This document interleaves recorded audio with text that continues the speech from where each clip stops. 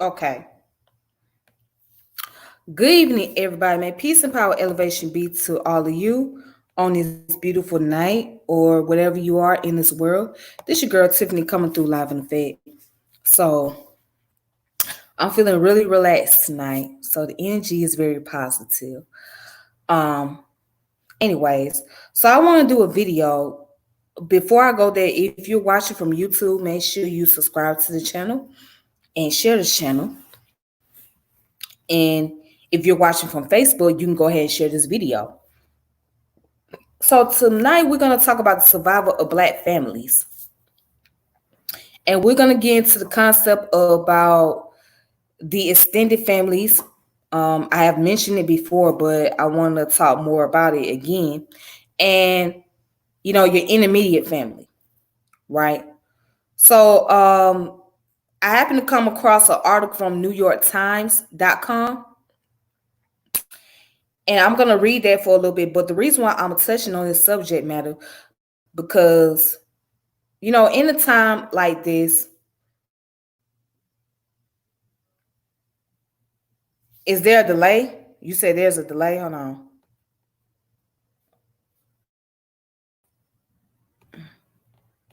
Okay, I don't know what's going on. Hopefully you can be able to hear me now. All right, hopefully you'll be able to hear me. But yeah, in a time like this, in a crisis like this, family are very important. Now, we may not always communicate with each other. You may not always see your family. But when it comes to emergency need in our community, we would rather, like, especially when it comes down to children, before we turn our children over to the system, right? We would rather turn to our family members.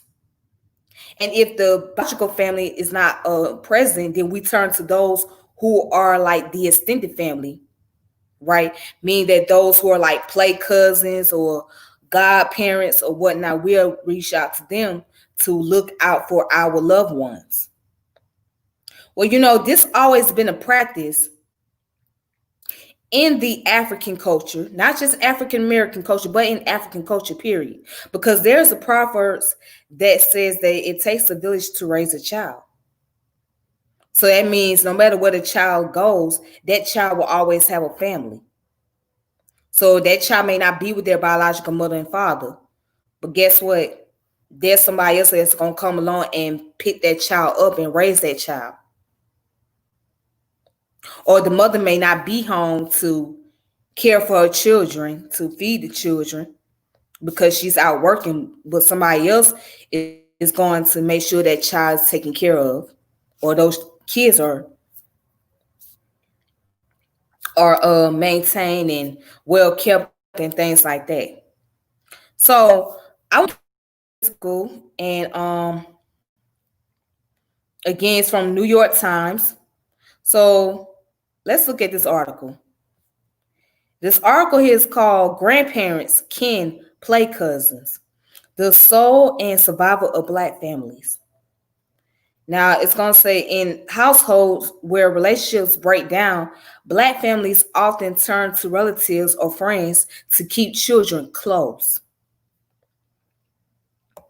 especially if they are siblings. Or if there's, other children around the same age, yeah, you'll send the kids around so they can play with other little children and they can be close to their other relatives so they won't feel like they're left out. But let's continue on. All right. So it was written by somebody named Nefertiti Austin. Okay. And what she wrote in this article: I knew my parents and I saw them somewhat regularly, but I was raised by maternal grandparents, relative caregiving, and ingrained in Black household, and a main reason for the low number of formal adoption. In fact, only 13% of formally adopted children live with a Black parent, according to the U.S. Census. So, in other words, The reason why extended families become important because it minimizes the amount of adoptions taking place. That's why. So again, it's always very custom that you will rather turn to your relatives or somebody else that you know before you would send a child over to the system. And a lot of us grew up that way when our parents wasn't around, or let's say if they was incarcerated or they passed away or they were just nowhere to be found. We always had other relatives that came in and took over the responsibility. All right, so it also mentions that black families, right here, this is the most important part. Black families often opt for informal arrangements, sans social workers, termination of parental rights, and lawyers. This established cultural practice has been written about since the 1960s, and most notably by the sociologist Robert B. Hill, PhD. The preservation of family is paramount to us, which is why when a relationship breaks down, our go to is a known entity, be it a play cousin, neighbor, or close family friend. We strive to maintain connections within our community. This practice dates back to pre-colonial Africa and is the backbone of our strength and resilience.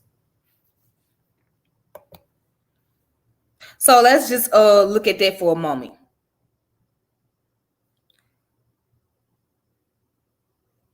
In the African culture, right? Family is always important because when you have a family, you have a community.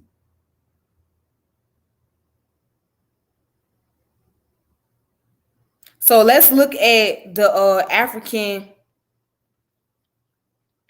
information, right? So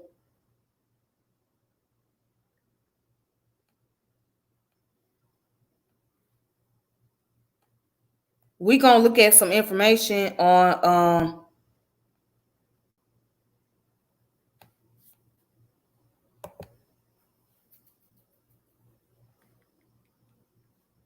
it's called traditional African family.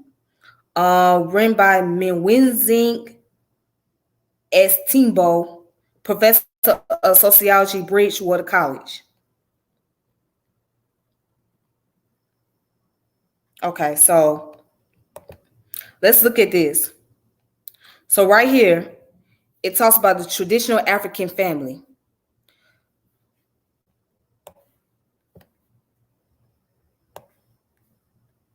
And it says the subject of traditional family patterns in Africa is so broad that it cannot be adequately addressed in one chapter.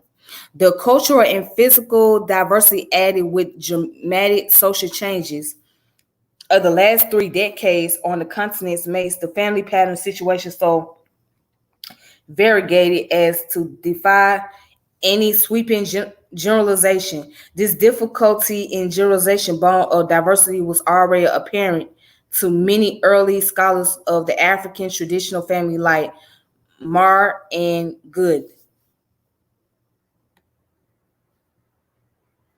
Okay, and then it goes in right here. This chapter will briefly explore traditional African family patterns, describing the patrilineal and matrilineal families. The cases studies presented will be those of the Baganda of Uganda and Bimba of northern Zambia. And some of the major issues raised will include polygamy, tribe, clan, the extended family, bride price, and the raising of children.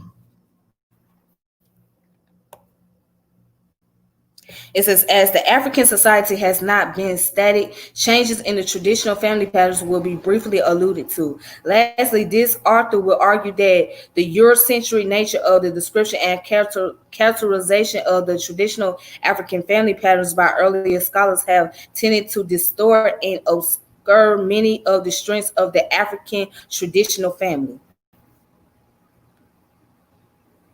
So let's look at perversity of polygamy. right? So we're gonna go down to where it says polygyny. Now, polygyny was widely practiced in Africa, and it often formed the backbone of the traditional African family patterns, according to Marr. The polygynous joint family, consisting of a man, his wives, and their children, is the ideal for most Africans. Study conducted from the 1930s to 1950s indicates that polygyny was common virtually in all regions of Africa. So, the practice was very important in the African culture of polygyny because polygyny kept, you know, it not only helped economically, but it helped as far as building a nation of people, right? Keeping the family together alive, keeping the family at large. So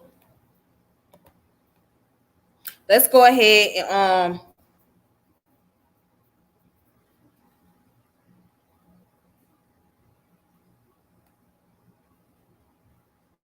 read down here what it says.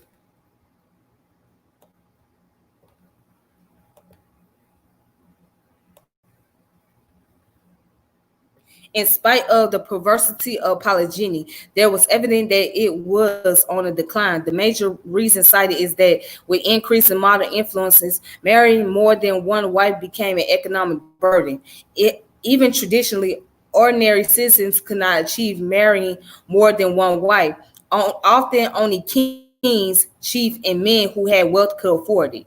Polygyny, though set the tone and often determined the strength of the society and pattern of social organization of the traditional African family.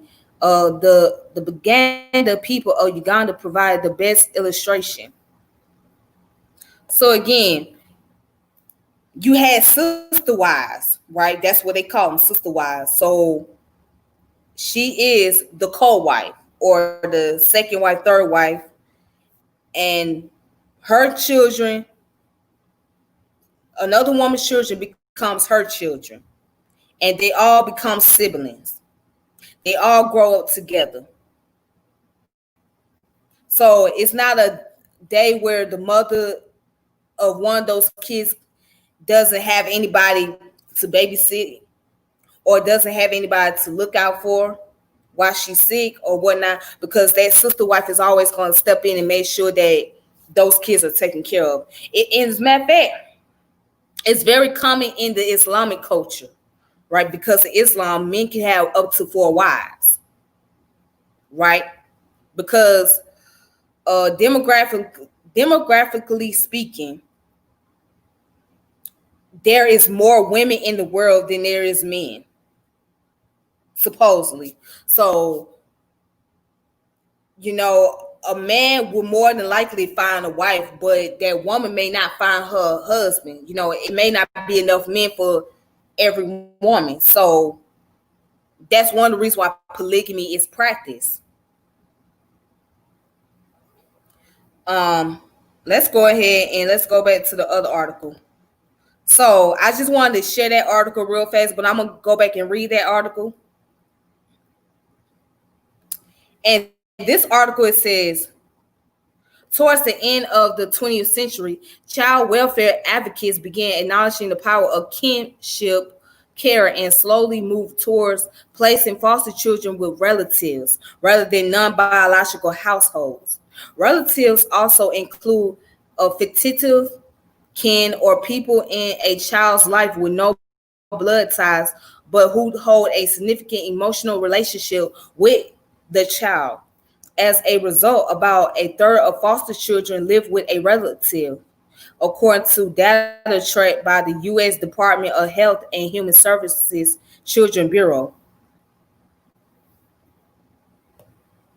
And then it goes on to say, in general, kinship care reduces stress, promotes stability,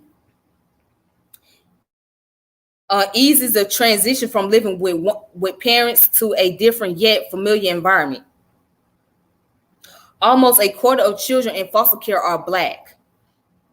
According to Child Welfare Information Gateway, a federal service, and yet Black children make up 14% of the U.S. population. According to the census, those numbers speaks to the disproportionately higher rate of Black children who are removed from their biological families, leading to trauma, loss, behavioral and mental health issues. So, I mean, and it does. If a child growing up in a foster home, right? Yeah, they may have foster parents, but it's nothing like having your biological parent, wondering who your biological parents were, right? So some children, they go into this depressive state because they are lacking something. They are, they have lost something that was uh that was important to them, and that's a biological family. Yeah, they may have somebody that step in and adopt them, but you always want to have that kinship with the one that gave birth to you or that brought you into this world. Thank you, True Storian. Oh, True Storian. Oh my God, True Storian. That is so sweet of you.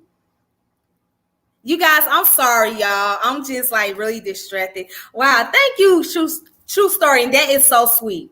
That is really sweet of you. That really means a lot. Thank you so much, honey. Thank you. Like seriously, thank you. Thank you. You really brighten up my spirit.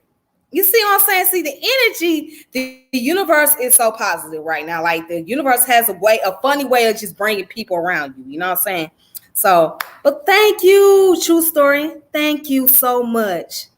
Shout out to True Story and shout out to NBK. Y'all need to check out those brothers for real. They doing a thing, real talk. So he's doing it. He's doing big. Keep up the good work. I'm proud of what you're doing. So thank you so much. I really appreciate it. Let me get back to the what was I saying now? Damn, what was I saying? Oh yes. Yeah, what I was just basically saying that children who grow up without biological parents, they tend to feel left out when they see other kids who have their biological family around. And this is why, we gotta be careful. Especially if you have a biological family around, you gotta be careful how you allow them to say little random things or just trying to tear down somebody else who may not have other family members that come and see them very often. That don't come and see them very often, that they don't come around. You have to be careful with that. You always want to make somebody feel like they're a part of the family. And so that was a very important thing. I could say for me, I was fortunate because, what I'm saying, I wasn't really raised with my parents like that. But I was always able to be around my biological family. And then there was those who weren't my biological family that took me in and that been knowing me since childhood. So my grandmother, my paternal grandmother, was the one that raised me, when my parents weren't able to do so at the time. So it was fortunate now, but at the same time, I felt left out. I felt really left out because I felt like I didn't have my biological family. I didn't have my father and my mother. Everybody, I see like all the other kids, they'll be around their mother and fathers. They mom and dad come around, and it used to bother me when I would get questioned a lot in elementary school. They used to be like, well, where's your mom? Where's your dad? Why your mama ain't around? Why your daddy ain't around? And it used to hurt me because it was like, what could I really say? I couldn't really give any answer because I didn't really know why.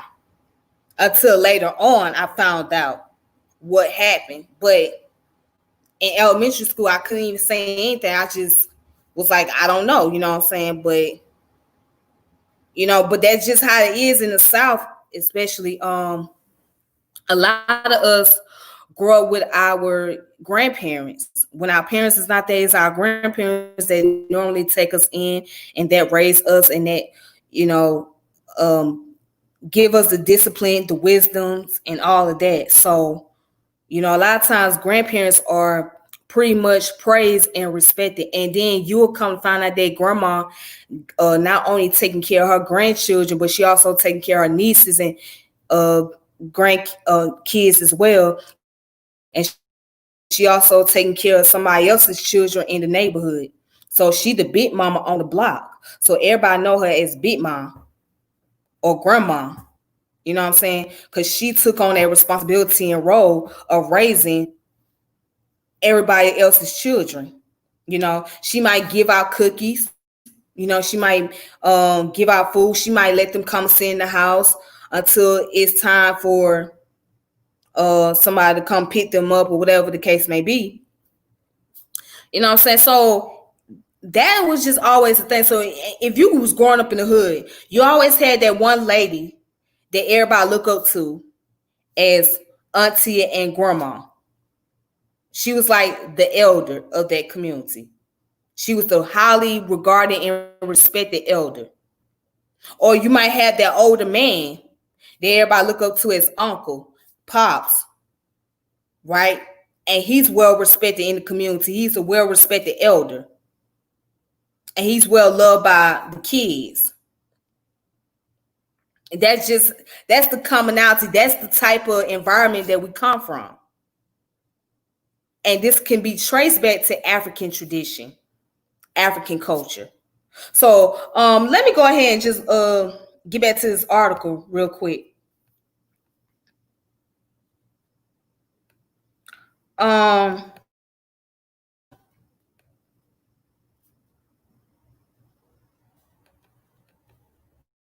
okay, so down here, I'm gonna skip on down right here.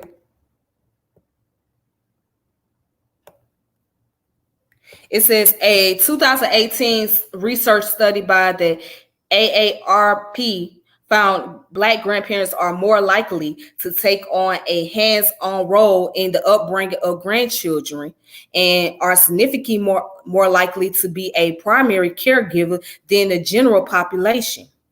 And that's very true. Very true.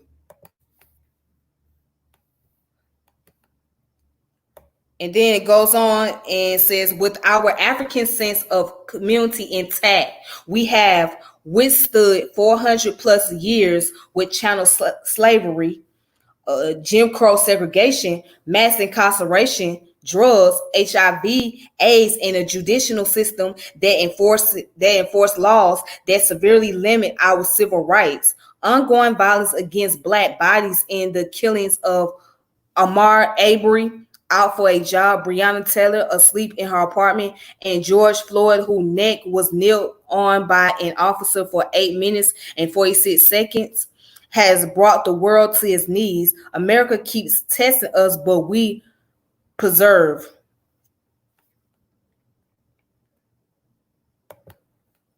So basically, we have made through a lot of crises. We deal with the most challenge in this society. We deal with the most oppression in this society, but we're still able to find a way to maneuver and get through those obstacles and make a come up. Now, everybody don't get to that level of success, but we learn from those situations. We try to better ourselves, right? We try to educate ourselves more. Like, it took George Floyd's situation for us as a people to have a wake-up call. Now, there's some of us that still run around here with some same old rhetoric, but then there's a lot of our people that really got the wake-up call and say, okay, you know what? We need to start supporting more Black businesses. You got more Black people that starting to learn more about Juneteenth and the importance of Juneteenth. Because at one point in time, Juneteenth was not a federal holiday. It was not recognized worldwide, right? So it wasn't a worldwide celebration, but now it's earning its recognition and it's being recognized federally and given the respect by those in Congress. So, with that being said, a lot of us getting a wake up call, we starting to wonder, okay, where are the black businesses at? Or where can I go and support black business? Because enough is enough. Now we need to really reach out to our people. And it's sad that it took another black man to get crushed with somebody's knees on his neck for us to say, well, it's time to do something. Enough of this shit. It's time for us to really start sticking together. So it's happening slowly, for surely. It's really happening slowly. It's taking baby steps at a time, right? But it's getting there. So more and more black people starting to really just start embracing and open up and want to know more about their culture and their people and what can they really do, you know. um let's finish up right here. So it also mentioned in the 20th century, black families were shaped by a post-slavery system of peonage, like sharecropping. What's this word? I never seen this word before. Is it pronounced as itinerant farmers owned no land and had minimal, if any, political protection. Black laborers worked under constant threat of incarceration and physical abuse by white landowners. This was no way to raise a family. And many black men and women ran north, east, or west in search of work in factories and fair payment, leaving children and spouses behind. Relatives and neighbors stepped in to help raise those children. They provided community and became kin. The village, with or without blood ties, became family.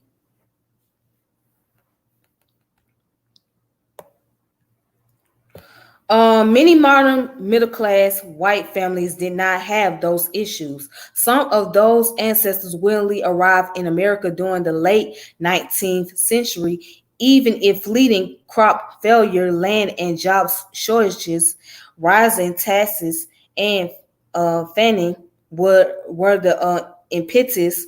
Others had no choice as they sought refuge from war and religious persecution. And then it goes on to say, persistent immigration, overcrowding, and poverty meant that European immigrants lived where they could, rooming houses, tenements, slum, or intergenerational living arrangements.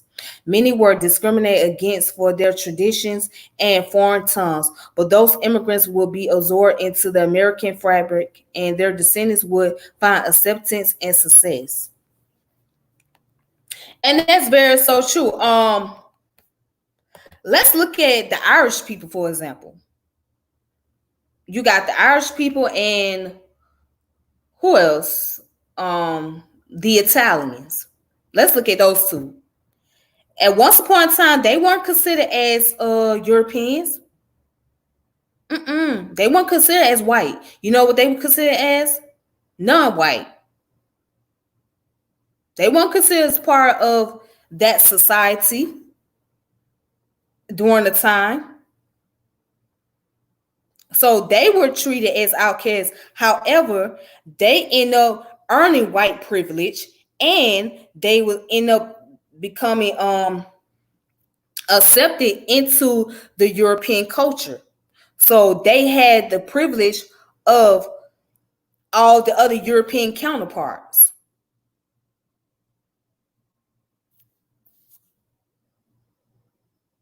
But yeah, they were just immigrants. So most of them come from Ireland and Italy. Yeah, they were gonna get treated like immigrants. They were getting treated like how the Mexicans are getting treated today, and how and all the other immigrants. But now they are more accepted by the dominant culture, the Western culture. So they are accepted because they, I mean, and then you got to think about it, because they all come from Europe. Ireland is in Europe, Italy is in Europe. So they were all considered as part of the privileged culture. Everybody else is like the outcast. And we happen to be the outcast. You see what I'm saying? So yeah, they might have got a so-called wake up call after the incident that took place with Mr. Floyd, but still, we getting that outcast attitude, and we're still getting thrown on the bus. We don't get that type. We're not getting that type of privilege like everybody else getting that privilege. So,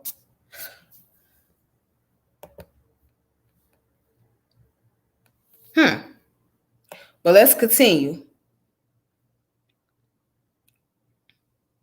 And then it also said part of their success meant less dependence upon multi-generational household, as nuclear family constructs will become the norm. Of late, that structure is being stretched into its limit by the rise of opioid abuse and other drugs that are destroying the middle generation, leaving white grandparents to raise children too. Federal and state child welfare agency have stepped in with financial assistance, education resources, parenting classes, and social support to help grant families and other relatives on the verge of retiring.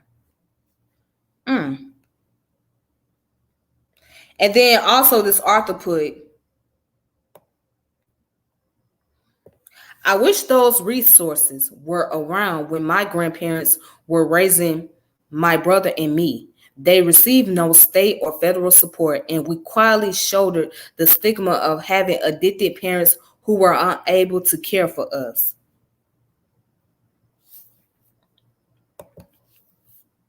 And that's usually the case. You know, when your grandparents take you in, they get little to no government assistance. And they have to do whatever they can. They have to go into their savings and try to make sure that the bills are paid, and the children are taken care of, or they have to work 2 or 3 jobs just to maintain the household. you know and if they do get some type of assistance, they may get like EBT, which is food stamps. That's about it. But the rest, your grandparents have to do on their own. It's like they have to scrap for those income. So, I mean, mm,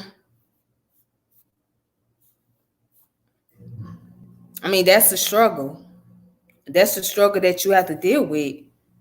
When you're raising, if you're, especially if you're raising grandchildren, you're gonna have to work some more, or you're gonna have to come out your savings to make sure they're cared for and they're taken care of.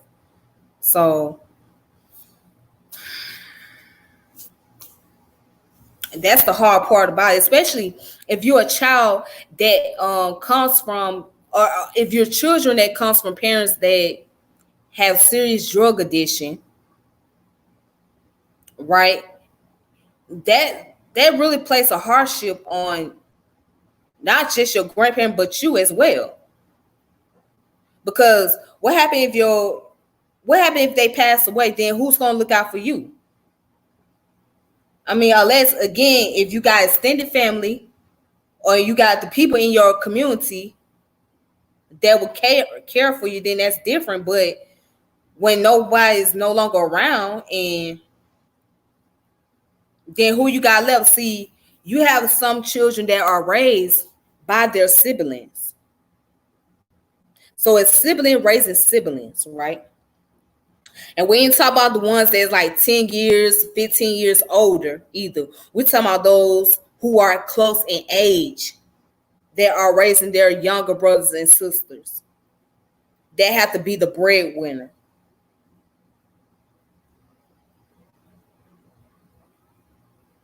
There are the latchkey kids, meaning that kids who are often home by themselves all the time with little to no adult supervision.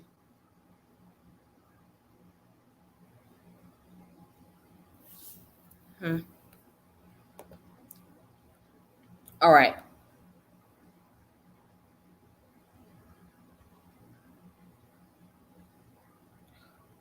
Okay, so and then I'm gonna read down here where it says that regardless of what it is called, kinship care, relative care, giving, or grand families, communal living and loving is a strength of the Black community, and I am one of its beneficiaries.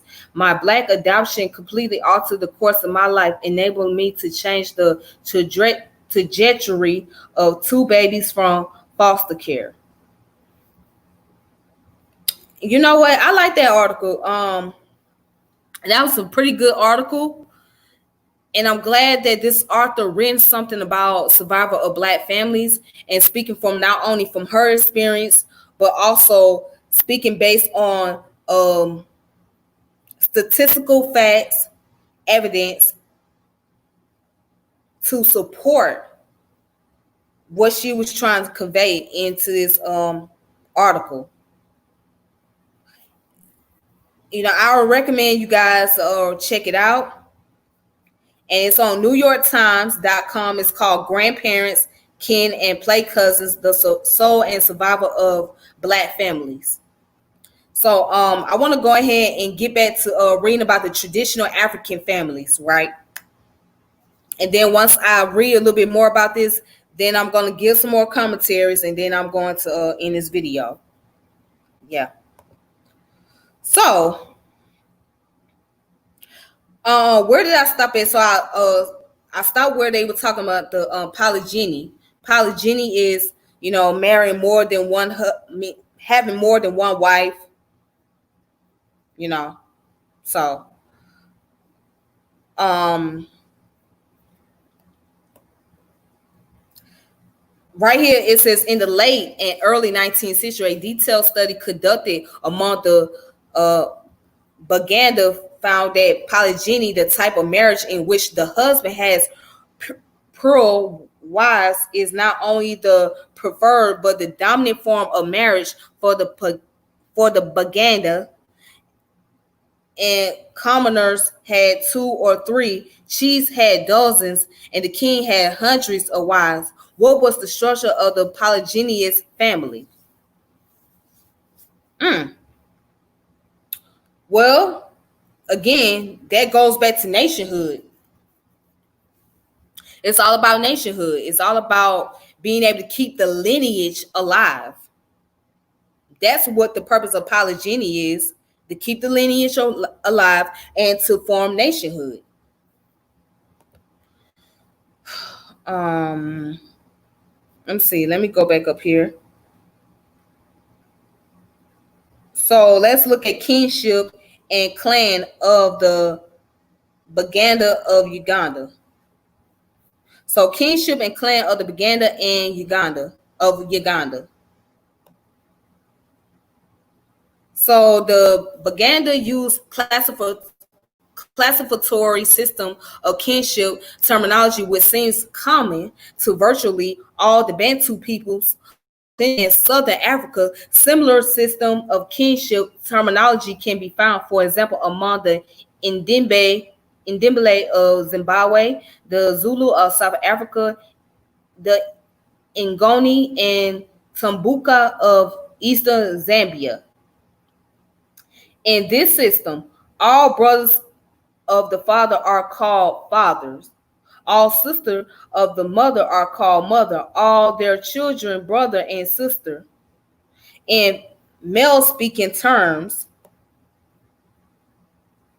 fathers, sisters, daughter, cross cousins are called cousins, but they are terminologically differentiated from parallel cousins and from sisters. A total of 68 linguistic terms or relationships are used by the Baganda. All right, so let's skip down to here. Well, let's go down here real quick, where they talk about the Baganda have a very important aspect of the social or family structure. The consanguine kin group or bloodline, which is a line of descent traced through the male members of the family or patricide by combining the patriarchal rule of residence with consanguine descent. The Baganda have built a formidable system of clans.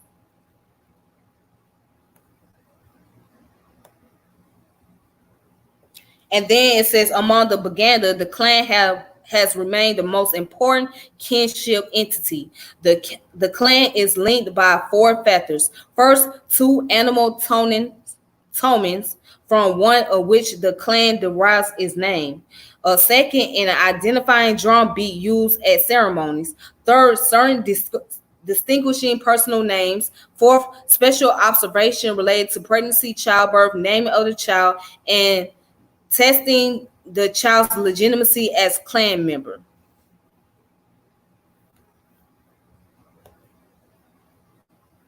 And then it goes on to say the existence of patriarchy and the patrilineal system among the Baganda might suggest that individual men have the most dominant social status.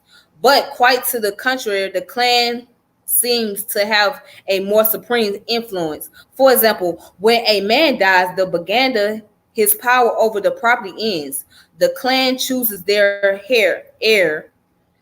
The clan assumes control of the inheritance. The wishes of the dead person may or may not be honored. The eldest son cannot inherit.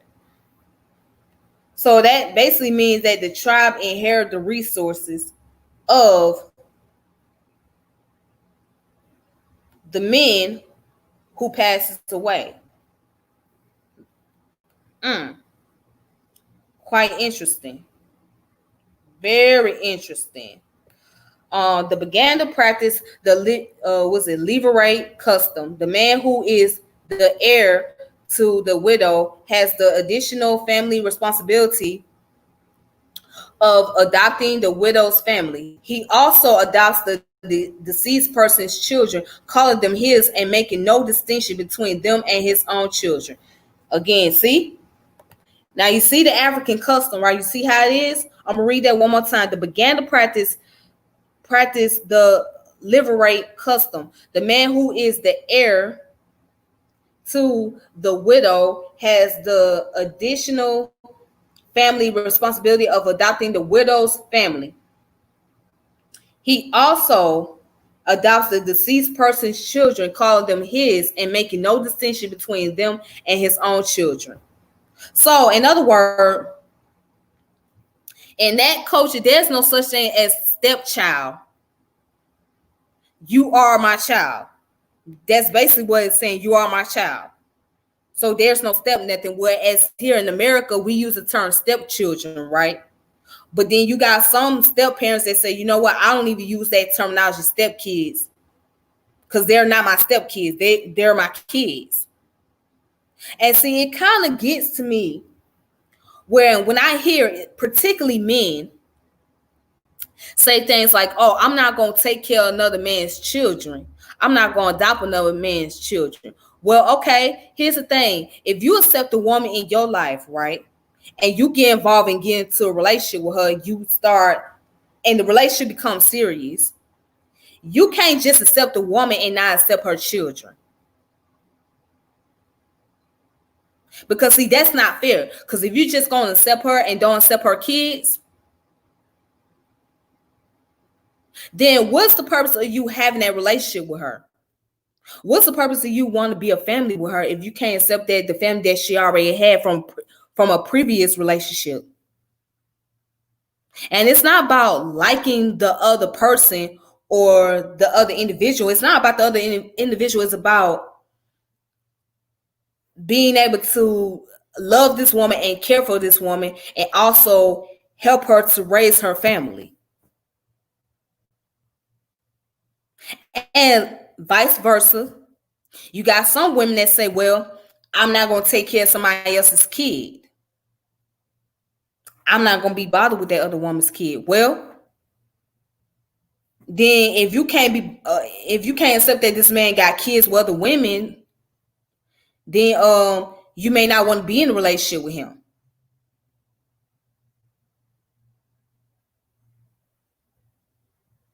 Bottom line. And then not only that, let's just say,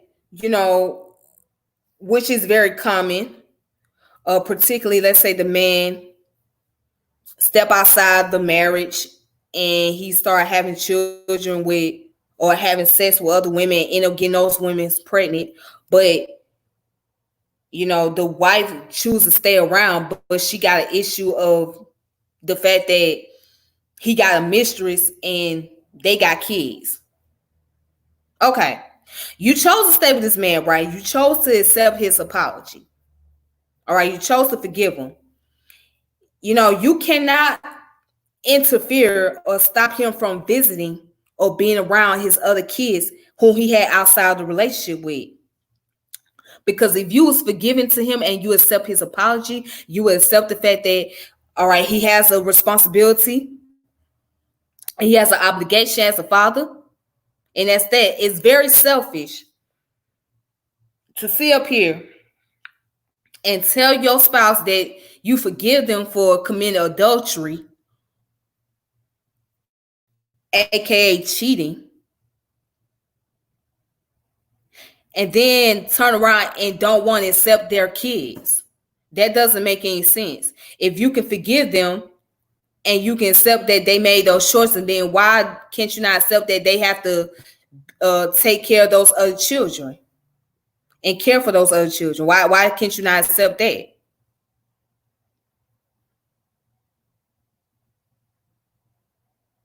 Because if you can't accept it, then you ain't had no business forgiving that person in the first place. You might as well just cut the ties with them, separate, and move on with your life.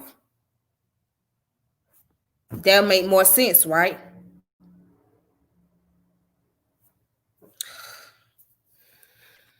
But anyways,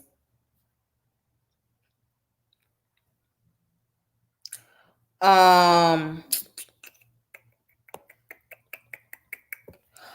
children among the Baganda are brought up in a unroutinized and casual way with a few rites of passage to adulthood, they seem to go through three distinct stages during their upbringing.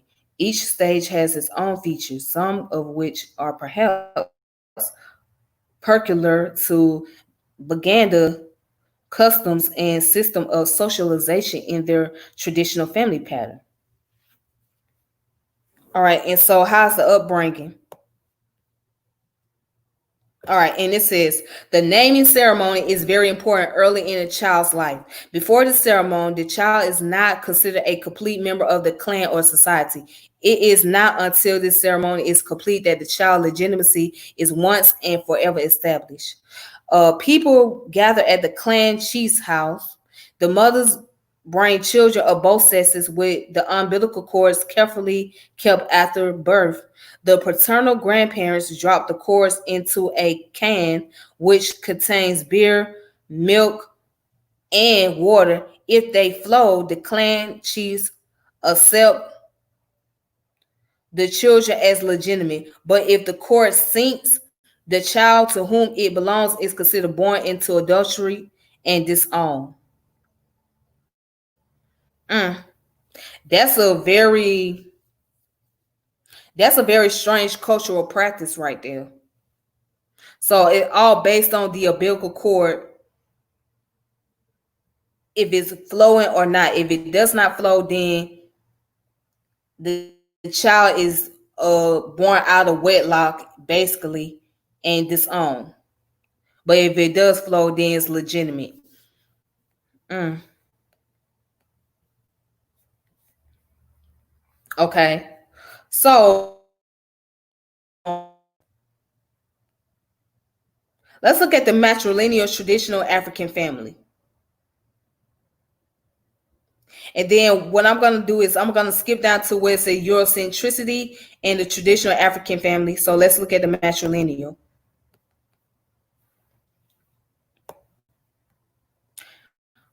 It says among the Bimba people of northern Zambia, marriage is matrilocal. That is to say, a man goes to live in his wife's village at any rate for the first years of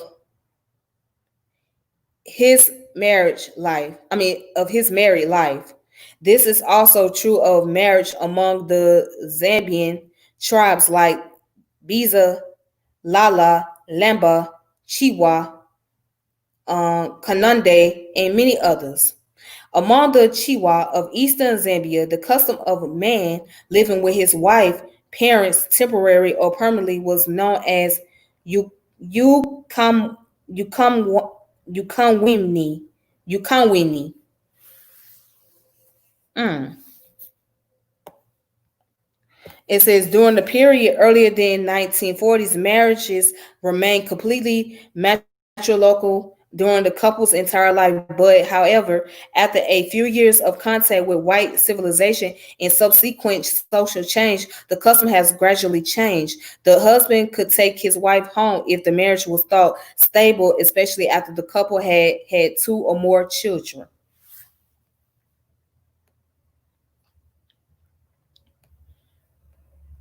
All right, so then it goes on to say right here the basic family unit among the Bimba was not nuclear family, but rather the matrilocal extended family comprised of a man and his wife, their married daughters, son-in-laws, and their children. The basic kinship unit of Bimba society is not the individual family, but a matrilocal extended family composed of a man and his wife, their married daughters, and the latter's husbands and children. And then right here, a young Bimba couple live in the same hut with a child of pre-women age whom they have. But this is not an independent nuclear family unit. The man or bridegroom built himself a house at his wife's village and becomes a member of her extended family group. The wife cooks at her mother's house with other female relatives who are mainly unmarried and married sisters. Meanwhile, the husband works under his father in law orders with other young son in laws. A local family of this kind forms the nucleus of a village community, which is Amushi, which other relatives of the head of the family afterwards join. Then it goes down here and say polygamy or polygyny, which is a distinguishing feature in many traditional African families, especially in patrilineal and patriarchal society, is uncommon among the patrilineal Bimba. Whereas chiefs have a number of wives, it is very rare to find ordinary men who have more than one wife. Because of this, extended families among the Bimba are not really as large as those found, especially among patriarchal polygamous traditional families in other tribes, be it in southern, eastern, or west Africa. Polygamy is, relatively speaking, uncommon in this area, and the institution is not an essential part of the Bimba family and economic life as it is among many Bantu peoples. All right, so we're gonna skip down real quick. Right. We're gonna talk about Eurocentricity and traditional African family, patrilineality and matrilineality, and the practice of extended family. The literature on the subject is surely as vast and reflects traditional patterns that are as diverse as the variation of the physical looks of the people found on the continent. What is significant about the various description of the traditional African family is that they are from back in the period before the 1940s, and in case of the began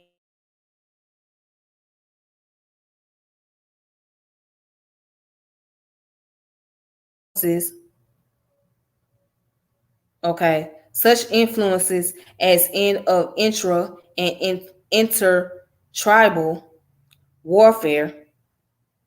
What with the coming of European colonialism, the Western money economy, industrialization, migration, and urbanization have certainly transformed the traditional African family from what it was 50 to 100 years ago. By 1935, for example, anthropologists like Marr and Richard and no doubt many others were already noticing change in marriage and family patterns. All right.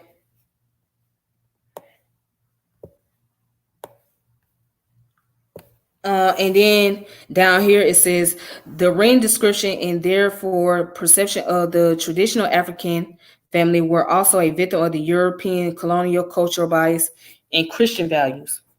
In a more obvious way, this Eurocentrism did not treat polygamy, the African marriages, and the extended family and any others of its eccentricities regarded such as because they were different from European customs as social phenomena that was legitimate and workable in its own African social circumstances and environment, but rather as curiosities that were to scrum to the superior European monogamous marriage values legitimate by Christianity. All right, so let's stop right there. So yes, this topic was dealing about culture and uh, a social construct. That's what the thesis of this topic is really about, dealing with the cultural concept between African American families and other ethnic groups such as the Europeans. So again, it always shows that Africans have always valued family, and there were some that would consider you as part of the tribe, right?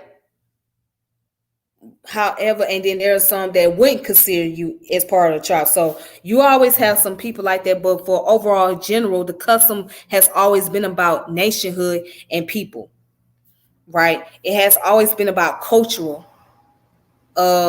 attributes. It's always been about um, family construct. So even if you look at tribes and clans, what are they mostly like? They are basically family. Tribes and clans are more like family. That's all it is. Now, whether they're blood or not, but they're family. And so some tribes are based on patrilineal values, right? And some are based on matrilineal values. And that's just the custom. So you're looking at custom and cultural ideology or anthropology. So, anyways, I want to thank you guys for watching tonight. For those of you that was tuning in, and if you are watching from YouTube, please make sure you share and subscribe to this channel, right? And you can go ahead and share it. If you're watching from Facebook, you can share this video.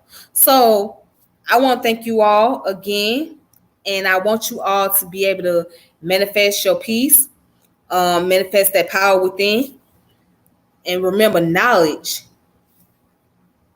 Knowledge is power. And I want to post this up like I did earlier.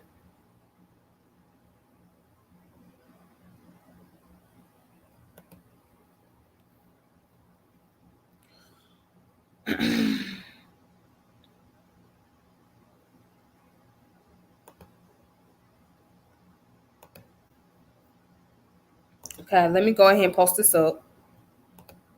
Okay, so this here is the Adinkra symbol. It is the West African wisdom, right? The Adinkra symbol and meaning.